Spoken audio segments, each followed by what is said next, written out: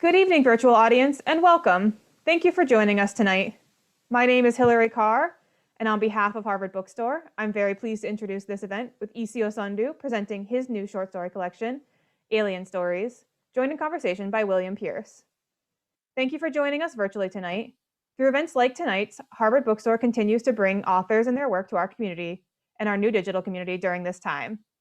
Every week, we'll be hosting events here on our Zoom account. As always, our event schedule also appears on our website at harvard.com/events, where you can sign up for our email newsletter and browse our bookshelves from home. This evening's discussion will conclude with some time for your questions. If you have a question for our speakers at any time during the talk tonight, click on the Q&A button at the bottom of the screen, and we'll get through as many as time allows. In the chat, I'll be posting a link to purchase Alien Stories on harvard.com, as well as a link to donate in support of this series and our store. Your purchases and financial contributions make events like tonight's possible and help ensure the future of a landmark independent bookstore. Thank you for showing up and tuning in support of our authors and the incredible staff of booksellers at Harvard Bookstore. We sincerely appreciate your support now and always. And finally, as you may have experienced in virtual gatherings over this past year, technical issues may arise. If they do, we'll do our best to resolve them quickly, and we thank you in advance for your patience and understanding. And so now I'm so pleased to introduce our speakers. Osondu is an award-winning author, a contributing editor at AGNI, and an associate professor of English at Providence College. His writing has won the Caine Prize and the Pushcart Prize, among others, and has appeared in many outlets, including The Atlantic, Guernica, and McSweeney's. He's also the author of the novel This House Is Not for Sale and the short story collection Voice of America. Tonight, Professor Osondu will be joined by William Pierce, the writer and co-editor of the literary and cultural magazine AGNI. Together, they edited the AGNI portfolio of African fiction.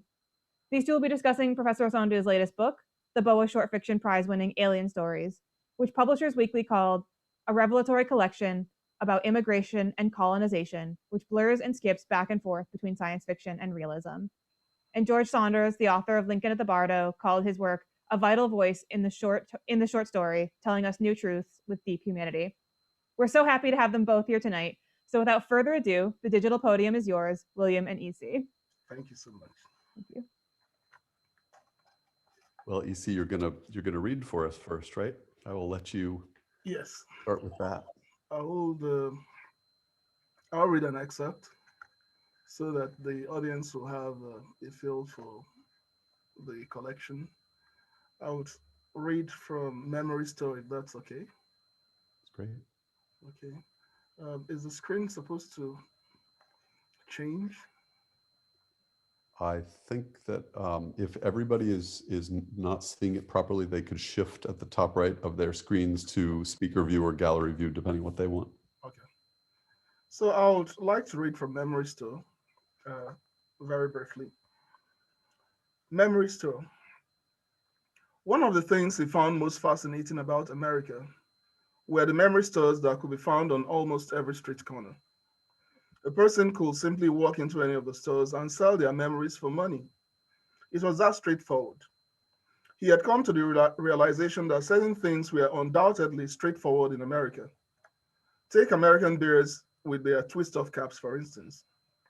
Twist-off caps may not seem like a big deal to most American beer drinkers, but he remembered buying a cold bottle of beer when he was back home and bringing it to his room and ransacking the entire room in search of his bottle opener. He eventually found the opener lying underneath a pile of old newspapers. By then, the beer was already lukewarm and tasted flat on his tongue. Even in matters that did not appear so straightforward, he still admired America. He loved the fact that in America, there were a dozen different kinds of donuts. There were even donuts without holes. Back home, he had grown up knowing only one kind of donut, light brown with a hole in the center. He recalled his first time in an American donut shop. "I want a donut," he said to the sales clerk. "Which of them do you want?" she asked. He had pointed vaguely in the direction of the glass display case. The sales clerk looked at him and began pointing out and reeling off the names of the different kinds of donuts. Glazed, chocolate, vanilla, frosted, powdered, sugar, old-fashioned. Looking at her, he had pointed at the light brown donut with a hole in the middle. "Honey, you mean old-fashioned. Why didn't you say so instead of messing with me?" She sounded relieved and laughed. The coffee-laden atmosphere had lightened. He too had laughed. He had repeated the words old-fashioned and had vowed to commit it to memory. A memory store, only in America. He planned to visit one and find out how it worked. He had no immediate plans to sell his memories, but there was no harm in knowing about their operations. He was sure the operators of the memory store would be as polite and pleasant as he has found most American shopkeepers to be. The first time he went into a memory store, he walked in furtively like a catchist walking into a brothel. First, he looked right, then left, then right again, and then he ducked in. As soon as he entered the shop, all his apprehensions disappeared. "Hi, buddy, I'm R, the guy who manned the shop said. He in turn introduced himself by his first initial. Everyone went by their initials these days. It was one of the laws introduced to unite the country after what had happened during the previous regime. He could tell that the man was Hispanic. He looked around the store. He had expected to see lots of gadgets, but there were actually just a few. First, I'll need to wipe down your hands with rubbing alcohol. Then you'll place the 5 fingers of both hands on this glass panel in front of me. Then you'll focus your mind and recall the memory you want to sell to us. Your memory will appear on the screen right here, and I'll tell you how much we're able to pay for it. If we agree on the price, then I'll give you a card loaded with the amount for which we bought your memory. You can use the card to make purchases anywhere. There are stores down the road from here. They sell good stuff. The process is painless," R said.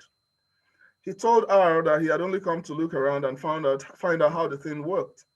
"Look around, my friend. Take your time. Feel free to ask me if you have any questions." He looked around, but there really wasn't much more to see than what R had shown him. It looked like a pretty basic operation. Just then, the bell rang, announcing the arrival of a customer. R showed him out through another door. He looked forward to his job. He worked with Work Ready. They provided workers for the car auction. They provided both drivers and cleaners. He was one of the cleaners. His job was to wash the cars and wipe them down and make them look good on the auction block. The thought that a car he had tidied would be driven by a man who lived in a far-off place such as one of the Gulf states thrilled him and made him shine the cars with gusto. His boss had stood watching him one day while he used a clean, dry piece of cloth to shine a car he had just washed. He had looked up and seen his boss watching him. "I've never seen anyone wipe down a car with so much joy," his boss said. "Always do a good job, because you never know where the cars might end up," he said to his boss. "You never know, huh? Good job, keep it up," his boss had said. He had thanked his boss. His boss had made to walk away and then had come back and said to him, "You know, there can only be one supervisor here, right? I've been the supervisor for 3 years, and the company has no plans to fire me or promote any person to my position. Still, I like your hustle, man." The short speech had left him confused, but he had only smiled and continued with his cleaning. Later that winter, he had reported at Work Ready one morning and was met by the long faces of his colleagues. Work Ready was letting the cleaners go. They were consolidating. That was the language they used. The drivers will be the ones to clean the cars from now onwards. It was a way to save money. His supervisor had pulled him aside to the hallway near the bathroom and had asked him if he could drive. He said he couldn't. The supervisor had told him to go to a driving school and then come back when he got his driver's license. He sat before the memory machine and began to dredge his mind. He realized how true something he had heard years ago was. Everything in life becomes difficult when you try to force it. He thought that since his mind often wandered into the past, recalling stuff would be easy.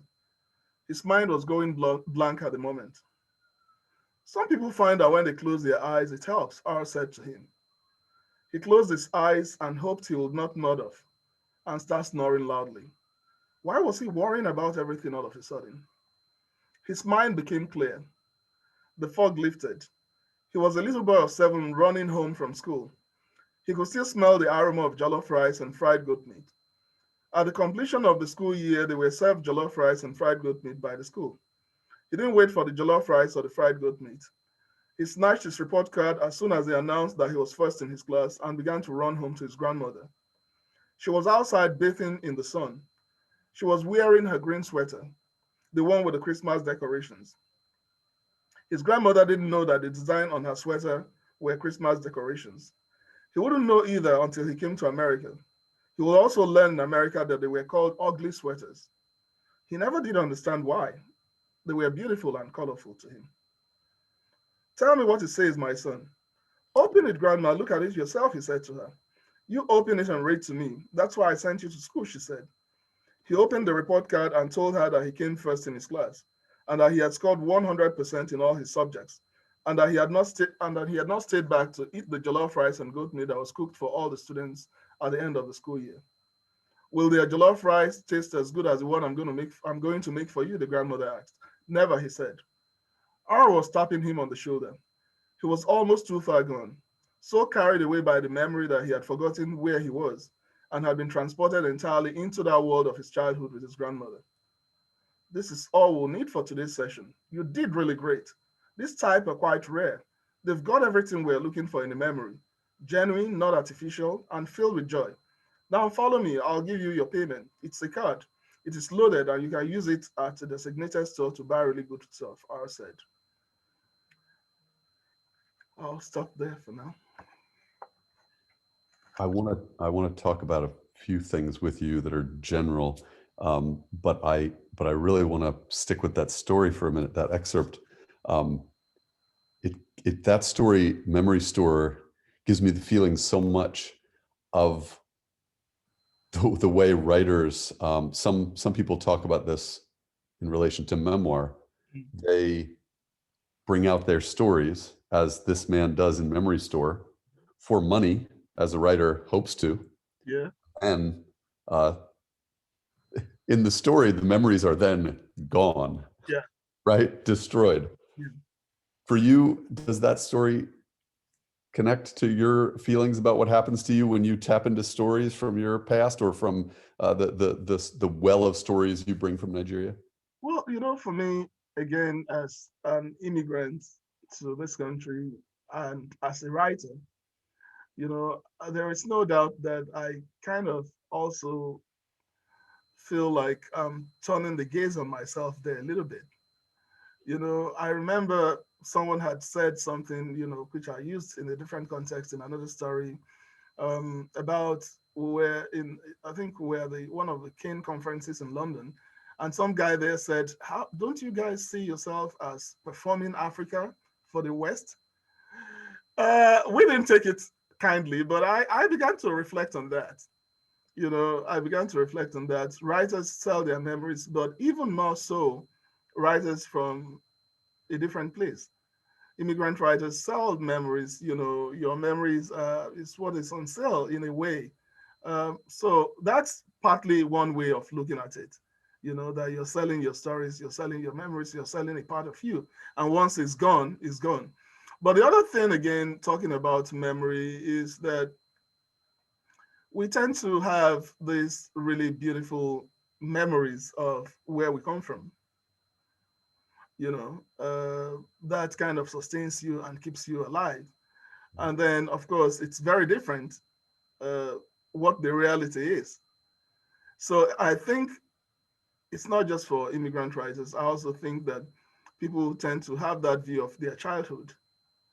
You and I went to boarding schools, and if you remember, what you remember the most are the fond memories of the boarding school, not all the things that didn't go right there. So I also think that there is a sad aspect of this, of course, that when you sell these memories, or when you've exposed these memories, it's like they're gone. They're never going to be there anymore. So if, for instance, my best memories of my elementary school, when I go back home, I'm going to find out that the elementary school may be crumbling because it's not been maintained. But I'd rather stick to that beautiful memory of it that I have. So that's a way of saying, this story tries to critique all of that. But it's also the story of a poor man, a sad guy, who's trying to find his way here. It's there's a nod to how brutal capitalism can be. He's working in this place and it's supposed to be a great job, but then at the end of the day, he discovers he's been let go. What's the word they use? They use a very interesting word, like they don't say downsizing, but they say a very interesting word, And then what do? They merge his job with that of another person, So all of that, and of course, the idea of material gains, he sells his memories, he gets a fridge, he gets a TV, But what does after that? What does he do with them? The TV watches him instead of him watching the TV. And then that which is most precious to him, his grandmother, that which is the most precious thing to him, is gone. Yes, he. I love your way of observing America in that story. There's the moment where here he notes. I'm looking at my notes here because the TV back home, he says, what was at the center, but is completely ignored here. And here it's the fridge at the center, Yeah, stuffed full, forever being open and slammed yeah, shut. And I think about, refugees from the Soviet Union used to say, excuse me, when they came to the United States, they sold their soul for a full refrigerator. that's very apropos. That's very true. It's interesting, of course, people, but it's also interesting that, many people might not actually observe themselves that way. But the fridge is very central. And when you look at the fridge in America, of course, it's always stuffed with a lot of, even forgotten stuff. Cheese from 20 years ago will still be there, and, but then the person will look at it and then just like, there's nothing here, and then they walk away. Um, don't forget that the TV for a very long time was also a mark of affluence and opulence back home. In boarding school, we had a TV, but it's usually something you go to watch a program called Schools Challenge. It's like the schools, high school Jeopardy. You watched it or you watched some sport, and the TV wasn't something that was on. You didn't have 5,000 channels like you have now. So he gets that TV, but what has he sold his soul for? Well, I wanted to talk a little bit about the structure of the structuring principle of this collection, because, I sense the student of George Saunders more in this collection than in most of your previous fiction. Yeah. But it isn't, even at its most sci-fi, and it really, a lot of the stories really are, I wouldn't say about the outer space aliens, but there really are aliens from outer space all over the book. But you're constantly playing back and forth across those lines, across the meaning of aliens in our culture.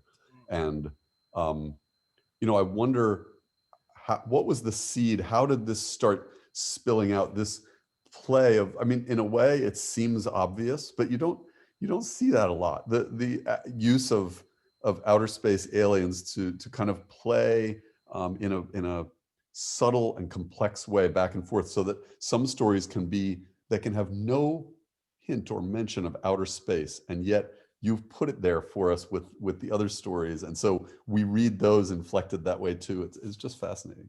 Yeah, it's interesting. Of course, also that in the United States, one of the things that has been used to critique the culture is science fiction, because people don't pay too much attention to it. So people think it's something that adolescents read. And a whole lot of critique of the society has taken place within the confines of science fiction.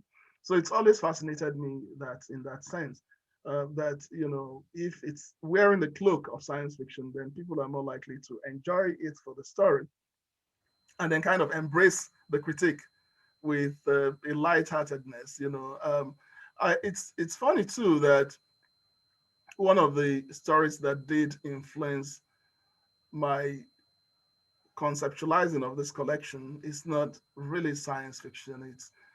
It's a collection of stories called, I think, Livingstone by Gabriel Garcia Marquez, in which the existing order is always disrupted by something external to it, something strange to it. So a body washes up, and the women begin to give this body all kinds of attributes, and then they clean the body up and they say his name is Esteban, he must have been a very important man, and all of that. In another story, an angel washes up, not an angel in the real sense, but this old man with wings washes up and doesn't have the qualities of an angel. He's filthy, he doesn't speak Latin, he doesn't perform, his miracles are askew, but he disrupts the order there. So that's the way I kind of began to think of those stories that have aliens coming in.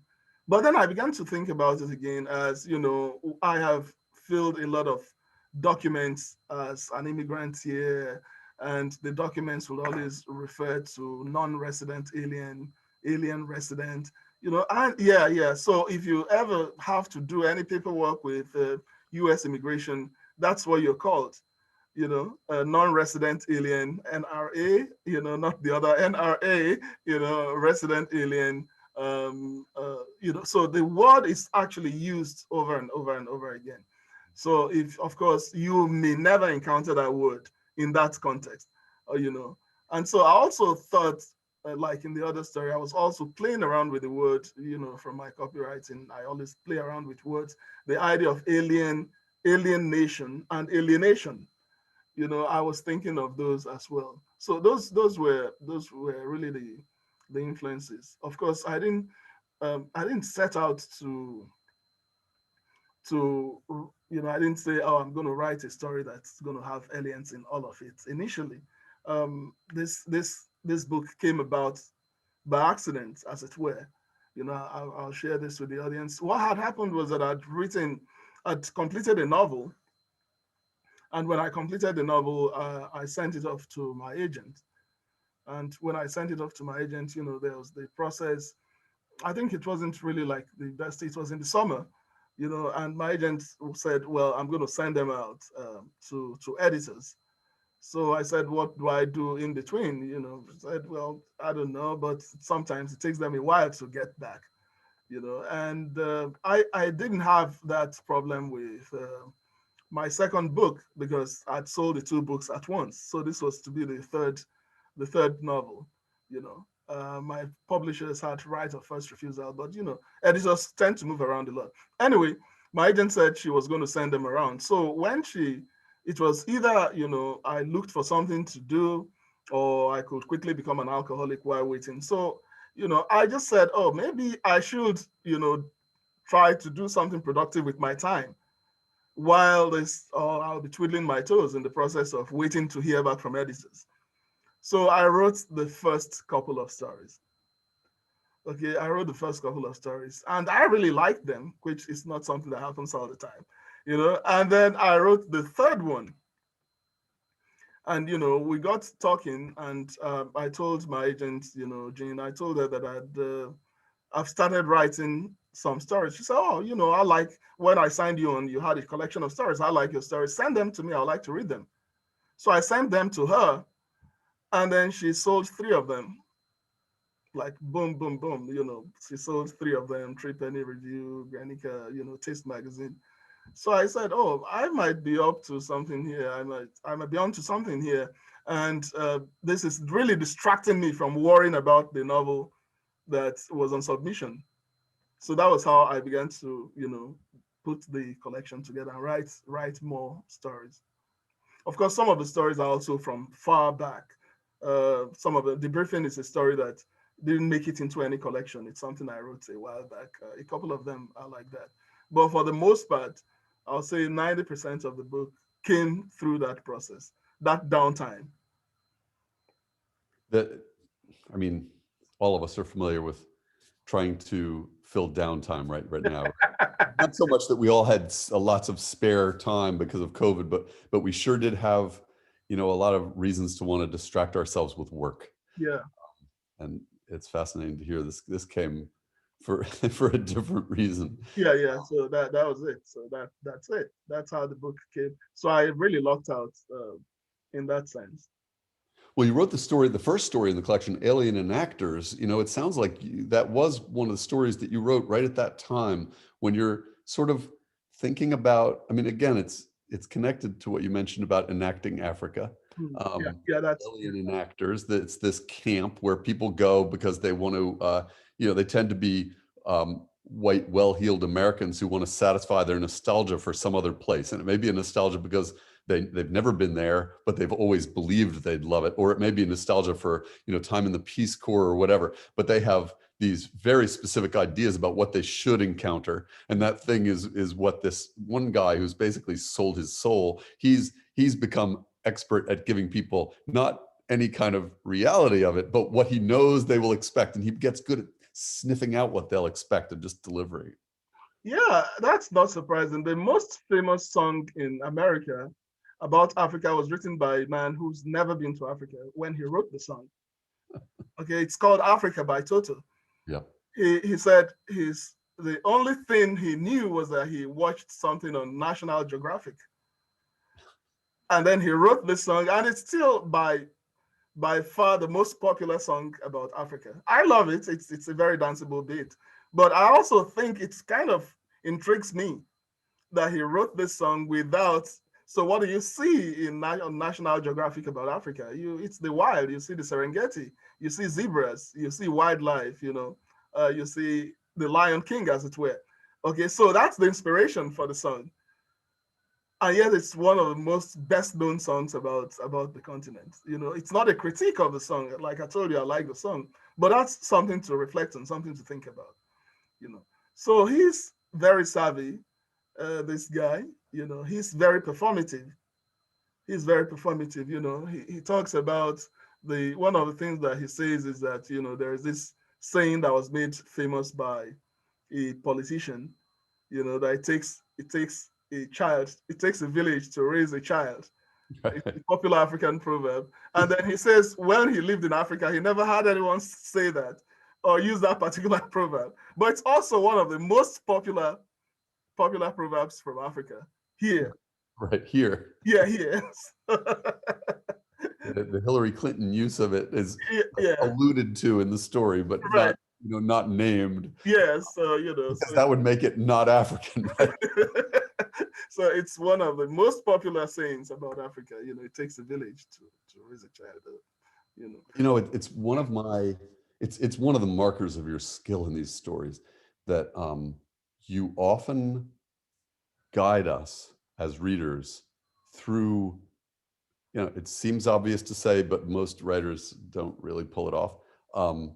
Guide us through levels of language and registers of language. So for instance, this guy, so there's a woman, Ling, who just refuses to sell out about China. She keeps, she's resisting it and getting into all sorts of trouble. She may lose her job. In fact, if I'm remembering right, I think by the end, she pretty much does. And then he, who has already sold out, an actor of Africa, he says things like, I pulled myself up by the bootstraps and refused to be down at the mouth, and look at me today. It's just, he is a fountain of cliche. Yeah. And somehow you pull it off without making the story feel cliche. It's the things that you put in his mouth as narrator that really subtly get us to the point of understanding how deeply he's lost. He's irredeemable. Yeah. But it's the outsider looking in thing. It's the outsider looking in thing. I mean, I illustrate that so well with the comment about the donuts, the sub story about the donuts, in that story that I read, because, I don't think that you, for instance, would for a moment walk into Dunkin' Donuts or Krispy Kreme and reflect on how abundant oh my God, there are 12 different kinds of donuts here. I don't think that that's something you're going to take a moment to reflect on. But as an outsider looking in, it really struck me as interesting that there were all these, it's a kind of embarrassing story. I'm sure right now, unfortunately, in Nigeria, of course, there is Krispy Kreme in Lagos. So, but back when I was growing up, there was just that one kind of donut that was old-fashioned, so it kind of gives me an in into the culture, because I kind of stay outside and observe. Sadly, the longer I stay, the less I'm able to be that observer. That's the sad part of it. The less I'm able to view it the way I was able to, the less the culture fascinates me, the less the language fascinates me as much as it should, because you kind of become immune to it as time goes on, which is really sad. Well, I can imagine that, but you also still and always get at certain times things thrown at you as if you're an outsider, maybe arrived recently from Nigeria, or the person who would do that to you would not know where you came from and would start asking about it and start, I think about that scene a little differently with the donut, because I also can imagine that if I went in there, I don't know that they're called old fashioned, but if I went in there and I started saying, I want that one, or describing it or something, nobody's going to try to just start pegging me, telling me like, oh, you're supposed to call it this. We call it this. Yeah. So, you know, it's that the alienation in these stories happens at several different levels, and it's really well done. That's true. I mean, there's the guy on the train who talks about how boring his life is. Okay, in Traveler, he talks about how boring his life is, that he's had the same, he went to elementary school, went to grade school, went to middle school, went to high school with the same set of people, lived in the same town, got a job in the same town, and got married in the same town. And he's talking to this guy who's from Laos, and who was nearly thrown into prison in fact, he was imprisoned by the communists, okay, and escaped to the United States in search of what? In search of order, in search of stability, in search of the kind of life that this man thinks is a boring life. Okay, so the chaos is what scares him.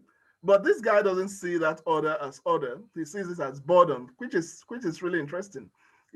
So this guy would trade anything for the life of this man who he thinks, you obviously immigrants, you've led more interesting lives.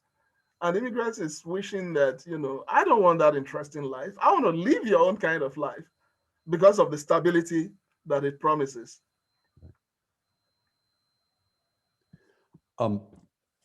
Before you read, you're going to read a bit from Debriefing, which to me is sort of I said it to you earlier, I feel like it's a key to the book if anybody were to still need at that point in the collection a key to the book. If there's anything they're not getting, that's the sort of straight on.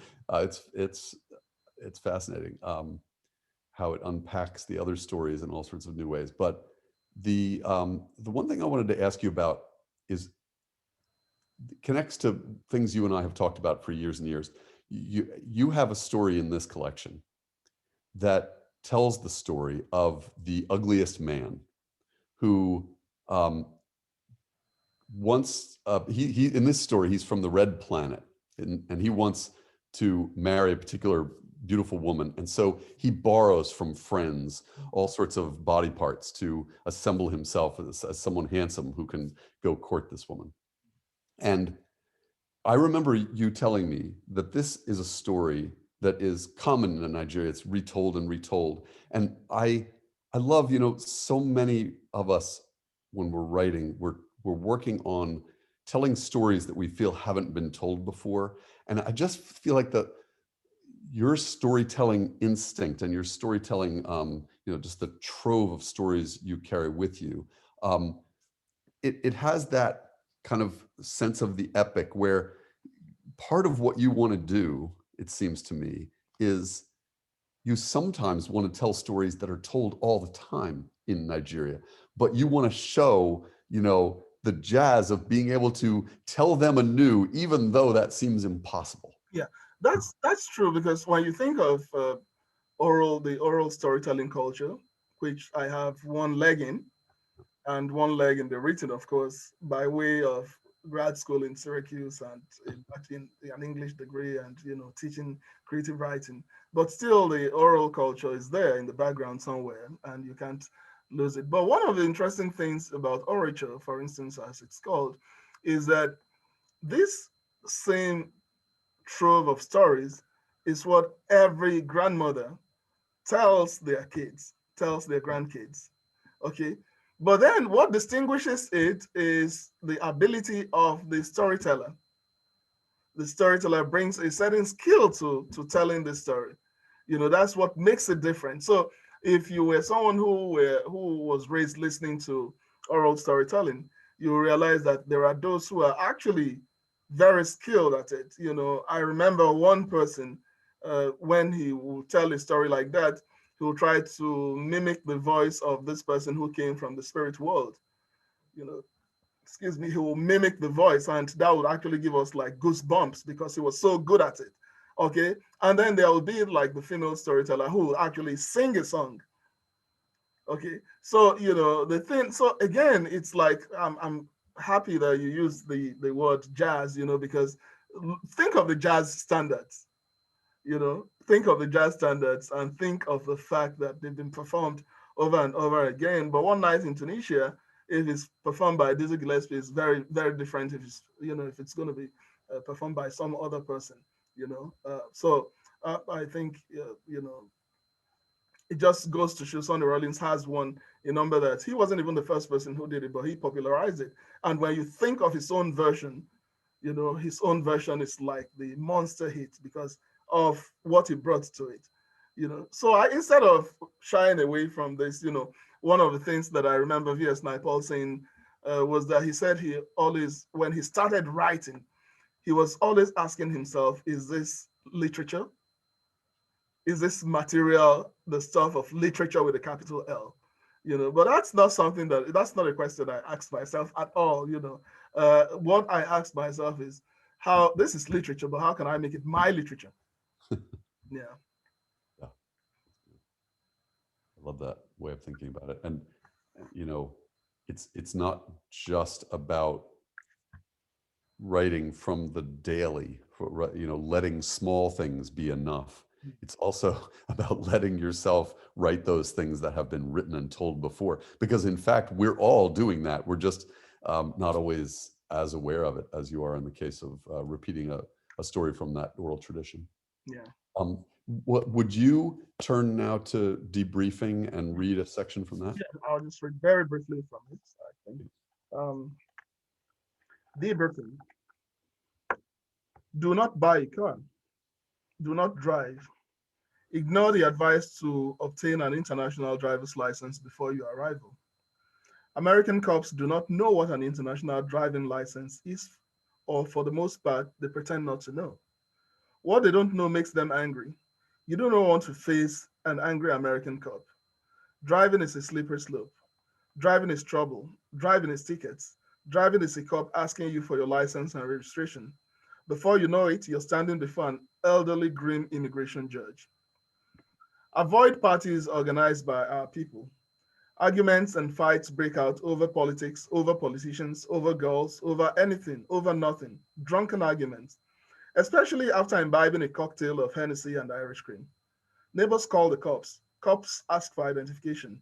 Remember, you do not have one. I know we're party-loving people. So if you think you can't live without it, go on YouTube. There is more entertainment on YouTube than you'll find at any Nigerian party. Nobody was ever arrested for watching YouTube videos. Avoid Chucks. Is that not a made-up name? Anyway, that's what he calls himself. His name is not the only dubious thing about him. He will tell you he's in the auto insurance business. That is true to an extent. Actually, this is what he does. He buys cars, insures them heavily, looks for a lonely road, and drives them into a tree. After which he claims the insurance money and throws a big party. Remember what I told you earlier about Nigerian parties? He recruits new drivers at these parties. He will tell you that there is no risk involved. He will assure you that all you have to do is to wear your seatbelt and run into a tree. One of his drivers ran into a tree and broke a neck bone. He's still wearing a neck brace.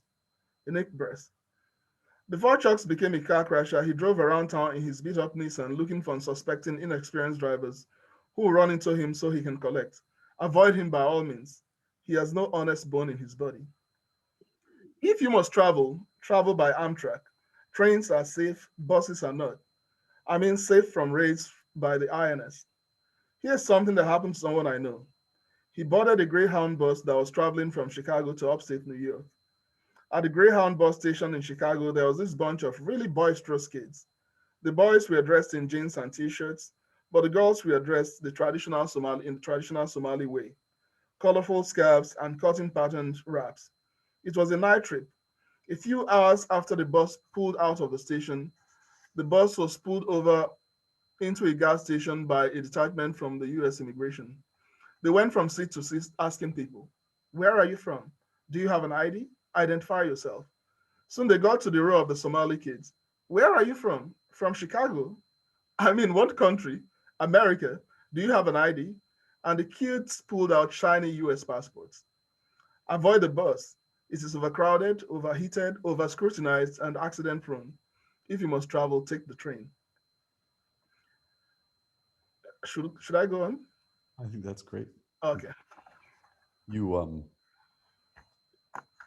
I don't know how much you planned this particular effect, but in that collection, we're in so many places that are unnamed, you know, and so many, the stories are about objects in backyards that came from outer space, or people you know, who are influenced by something that's happened that's mysterious and not fully understood. And you know, the critique is clear. The critique is clearly about America. But then, since from Memory Store all the way to Debriefing, which is most of the collection in between those two, you don't mention America. You don't use that word at all. And then we land at this story, and you suddenly say America right at the beginning. And not only that, but it's American cops. American And it is cops and quite a U.S. land. immigration, Mhm. U.S. immigration, which is something that you would know, not the cops part, but U.S. immigration is something that you would know if you're an immigrant like myself, you know, because I remember when I was in grad school and I was talking about, you know, visa issues, you know, and I remember one of my classmates in a very kind way says, but why don't you just apply for your citizenship and become a US citizen? She thinks it's something you walk into the place and say, I want to become a US citizen, and then you become one. It's Right. a Because long and why would torturous you process. not, It's right?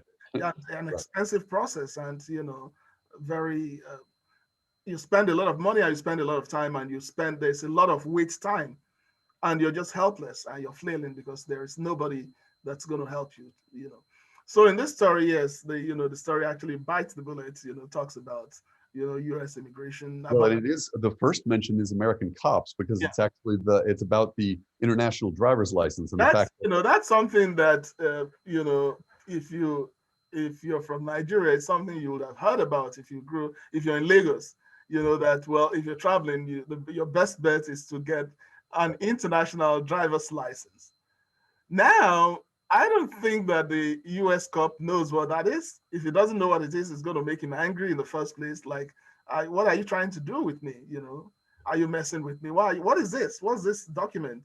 You know, so that's going to make him angry. So you want to avoid that. But it's not something that you think that's something that would work, right? You know, but it doesn't. And you don't want to get the cop angry, you know. you would think it, except that we know from I mean, a bad cop can so easily use the Mm, fact that it's an unusual thing compared to, you know, which state is your driver's license yeah. from, that, you know, it becomes, even if the cop does know about it, the cop can. Yeah, he's going to look at this and say, "What is this? You know, where is this from? You know, Yeah. what state is this?" And then you have to start explaining it's an international driver's license, and he will tell you this is the United States. This is not an international highway. You know, Uh, yeah.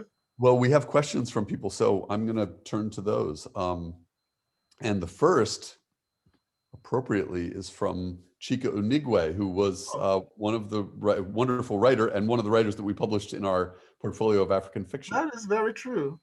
Yeah. She says, thank you so much, EC. I admire the collection's range, and I wondered how difficult it was to move in and out of these different characters and stories, and how long it took to collect them. Yeah, thank you, Chika. Thanks for showing up. I wanted to, you know, some of the stories, like the Debriefing came from a long time ago. And then after that, when I just later realized that it belongs to the collection. The writing the book didn't take longer than a year and a half. Like I told you, you know, it was something I was doing in between the downtime from trying to sell the novel, you know. So Was it hard to move across the different kinds of stories in this collection in that short time? yes and no. Yes and no. Yes, it was difficult when I began to think of the fact that, oh, this is like a book, you know, or this is going to be a book. But when I was writing the individual stories, every story, you know, gives you joy. It's something fresh, it's something different. You dive into it, and then, you know, you come out of it. But when I began to think, like, oh, I might actually be putting a book together. Okay, then that's when it becomes work. You know, it becomes work. But initially it was just, I was just dashing off stories and, saying, oh, if it's going to be, maybe this one had an alien in it, maybe let me think of the word alien in a different way. Let me think in all the different iterations. How can you think of the word alien? You want to think of alien as immigrants. You want to think of alien as someone whose culture is alien. You want to think of alien as someone from a different planet. Yeah, yeah. The iterations are they keep coming, even when I felt like, oh, how could there be a new one? And then there was another new way of thinking about the whole. Yeah. I love it. Lisa Haynes asks, with technology, will we eventually be able to entirely erase some of the hardest memories if we don't already have this ability? Do you believe that the most traumatic memories should be entirely erased to find peace of mind? I think that it's important for mankind not to do that, which is why we have the Holocaust Museum, which is why we also have the Rwandan Genocide Museum. That's very important. Some of those memories, they may be harsh, they may be ugly, they may be scary, they might traumatize us over again, but we want to keep them just to remind mankind that, it's important not to go there again. What I think that technology does, actually, it's interesting that what technology does is that instead of technology helping us with memory, technology wants to wipe away your memory as quickly as possible. So you don't remember the iPhone 1 or the iPhone 2 or the iPhone 3 or the iPhone 4. Okay, so that's it. Short memory. You don't remember it. No nostalgia. You and I talk about nostalgia for the past and nostalgia for the present.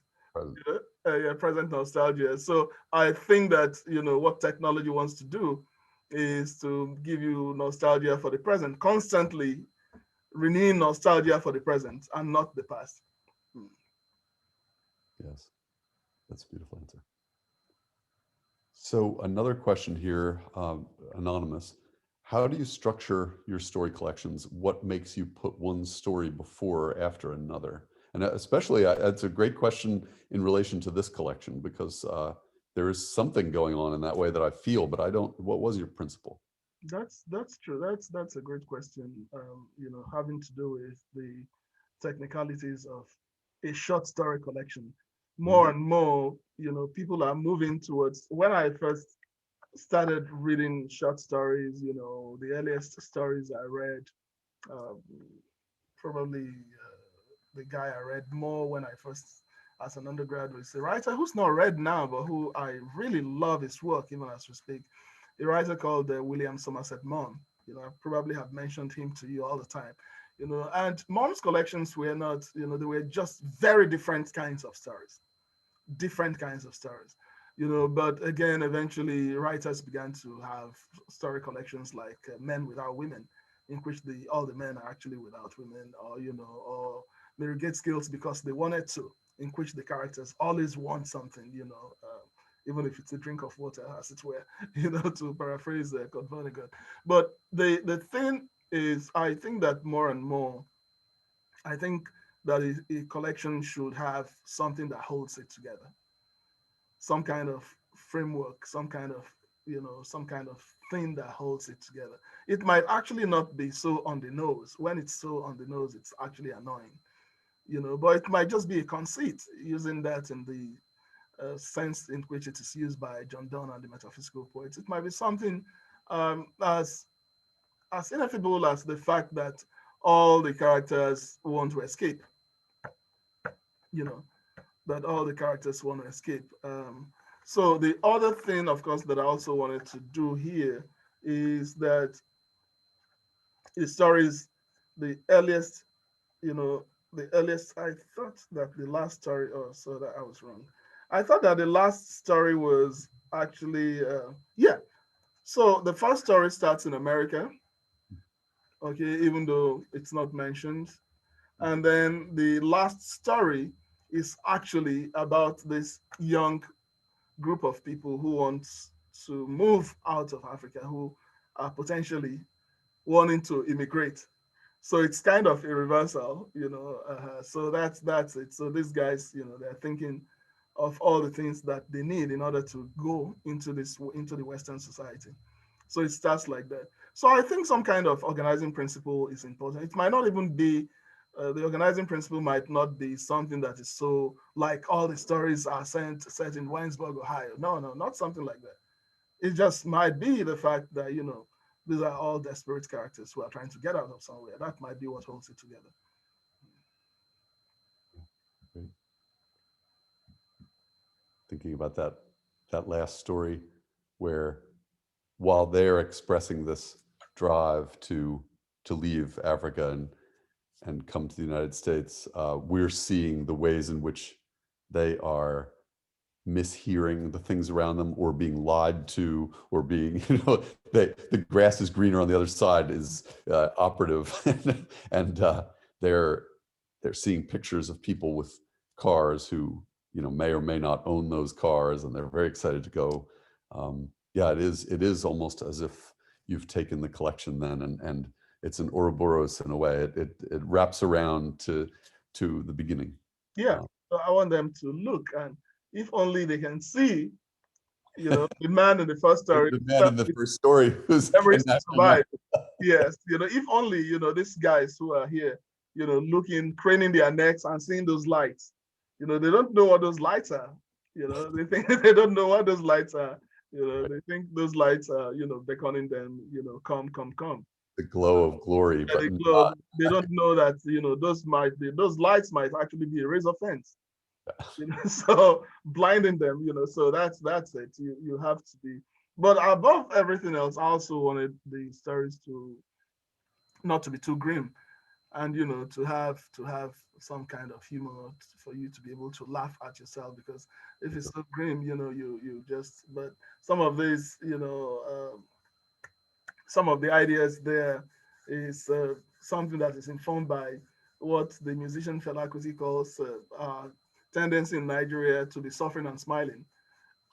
So that's also very important. When you read the story, you also want to be able to laugh at yourself, because if you take yourself too seriously. I was going to say this: the collection is very funny. It's often very funny, but it's those moments. It's not that it's funny and then sometimes serious. It's that those funny moments are often the most serious and troubling moments of all. Yeah, that's what I wanted to do. You have to move away from pamphleteering. It's not like I want you to read the book and say, "Oh, this book makes a very pointed, point. This book is a strong polemic about immigration." No, I want you to read it and say, "Oh, these are really interesting stories." But wait, I'm beginning to think of this guy that I know differently. So this was what he was going through. Mhm. But that's a very interesting story. But still, it made me think of, oh, I've never even considered the fact that this guy who works in my place, he might be struggling with getting the green card.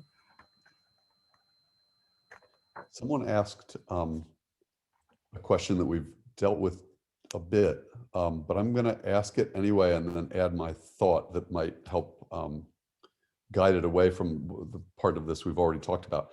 The question is, how do you find the oral storytelling tradition affects or shows up in your work? And one thing I wanted to say during this that is really important to me as I read this, knowing so much of your other work, pretty much all of your other work, I'd say this is the first of your books in which you really don't, I mean, except here and there slightly, you really don't marshal the Nigerian stories that the trove of stories that you find vessels for in your other books.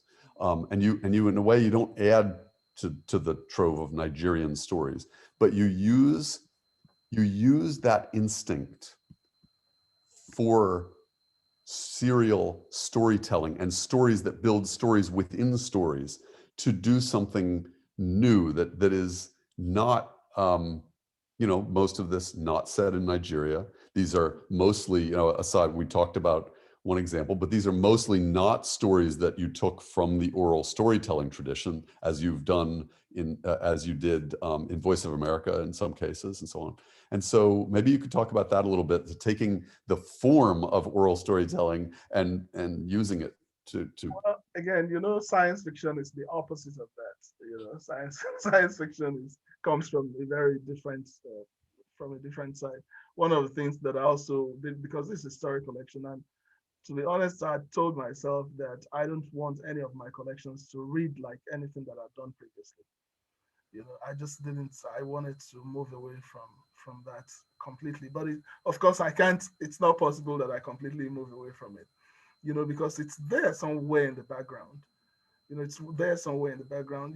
I remember I was poets and writers. They asked me in their 10 questions. They said, how do you know whether an idea for a story will work or not? I'm paraphrasing now, and who's the first? And I said, oh, what they don't know is that I actually might tell you a story that I'm about to write. I think I've done that once. I'll tell you this, I'm going to write this story in which this happens to this person. What do you think? I don't know that if I wasn't coming partly from the oral tradition, that I'll think of writing and storytelling in that sense. So that's where it comes in. So it's still there, even though I tried to move completely away from it, but it's still there. It's instinctive. It's the instinct, like you say. Yeah, it's also what makes your writing yours. It's always recognizable, even as you do these new things. So someone asked, does using science fiction in these stories allow you to make observations you otherwise wouldn't? And you talked a little bit about a different aspect of that, but that question I think is a very specific one. Were there things you felt you could express, observations you otherwise wouldn't have been able to? Definitely. It's kind of gives me the vehicle to do that. It gives me the vehicle to do that. A story like Memory Store, there is no way I could have told that in a realist mode without, bringing the aspect of the sci-fi aspect into it. That's what helps. That's what helps the story. And so you can then unpack the story and say, well, this is also a story about how writers sell out, or this is also a story about how immigrants lose their essence the longer they live in societies that are foreign to themselves.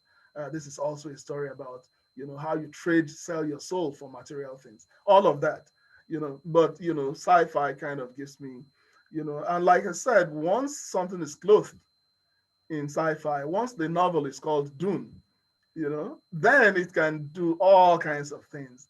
If it's called Star Wars, it can do all kinds, it can offer all kinds of critiques of society, but we'll kind of embrace it more, because it's rose tinted, and we kind of accept it more than if it's just straight up polemic.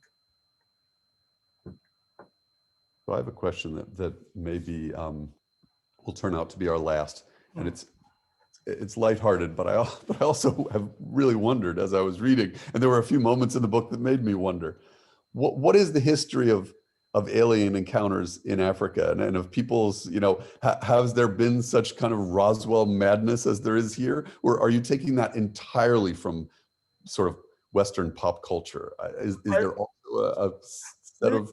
The most interesting thing that I read about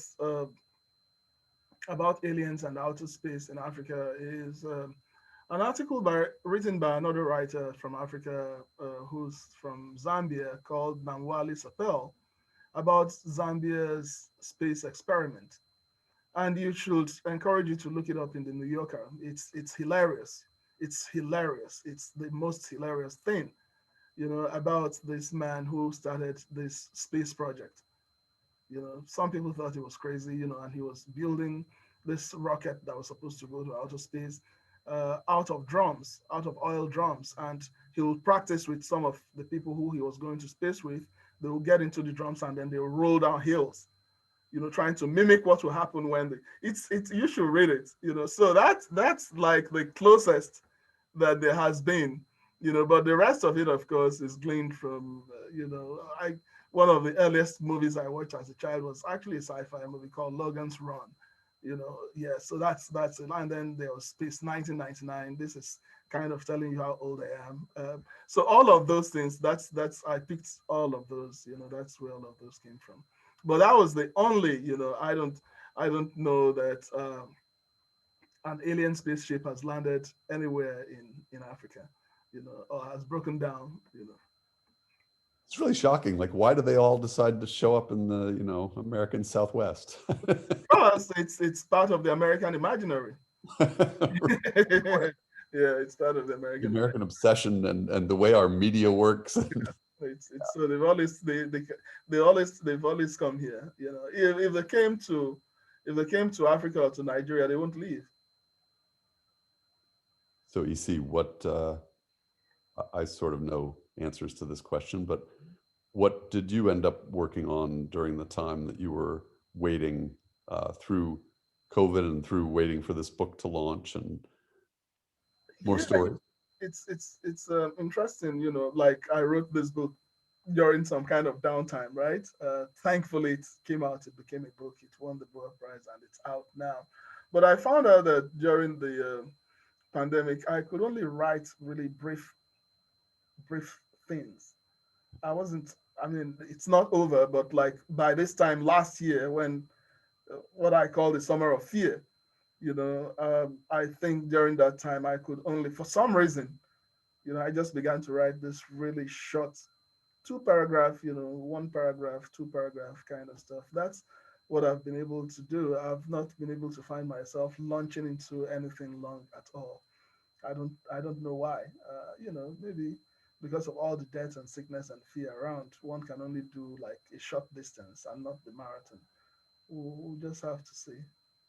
But the ones that of those that I've seen do have a commonality, and it feels like they might also be building toward some larger project. Don't say that. If you say that, you jinx it. If I begin to think of it as a larger project, then I'll say, "Oh, I'm writing a book. Trouble," So I'll just be scribbling Yeah. away. So you're not beholden to anything. True. Yes, just scribbling away briefly, and hopefully it's kind of Wasting a little time, killing time. killing time. Yeah, I'm just doing this short things.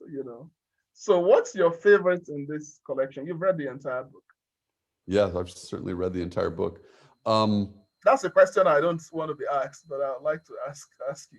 What's Yeah, that's interesting. I guess I am pushed and pulled by the different things that these different stories achieve. In other words, I love Alien and Actors for certain things that it does, and for the I laughed through so many of the stories that I couldn't really choose that, and some of them made me realize how to raise an alien baby. There are moments when you brought in Planet of the Apes in a list of movies, and you're talking about how to raise an alien baby. And I know the sort of racial overtones and undertones of Planet of the Apes. And, I just, the ways that my favorite thing about this collection was the way that I read it as a book. I didn't read it as a set of stories where I was looking for a highlight and seeing lowlights or anything. I felt a hole in it, and the ways that they seed across into each other and talk to each other in totally different registers. The way that you've got the instructions in debriefing. Debriefing is really more briefing, right? It's like, here's how you want to go about it. survival manual?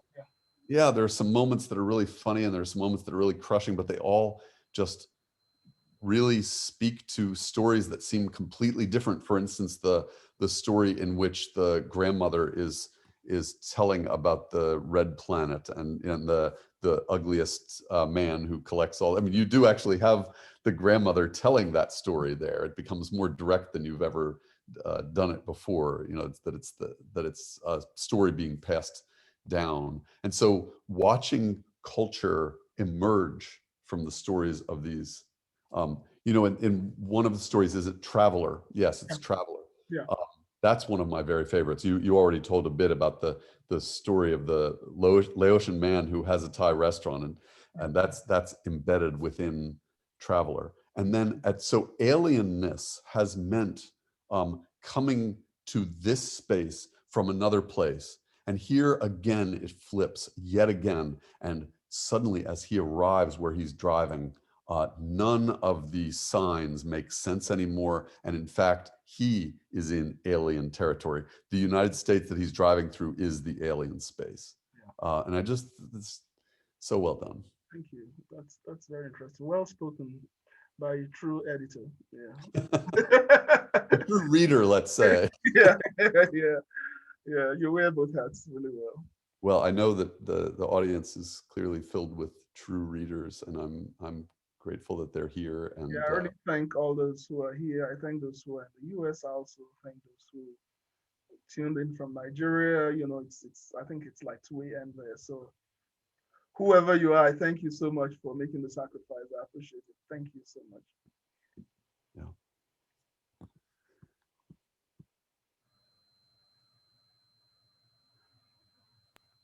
Sorry, I couldn't get myself unmuted. Mm-hmm. Well, this has been so wonderful. Thank you both. A tremendous thank you to EC and William. Thanks to all of you out there. Just reiterating what EC was saying, thank you all for spending your evening with us. You can learn more about this book and purchase Alien Stories on harvard.com and on behalf of Harvard Bookstore here in Cambridge, Mass. Have a good night, keep reading, and everybody, please be well. Thank you. Thank you. Thank you.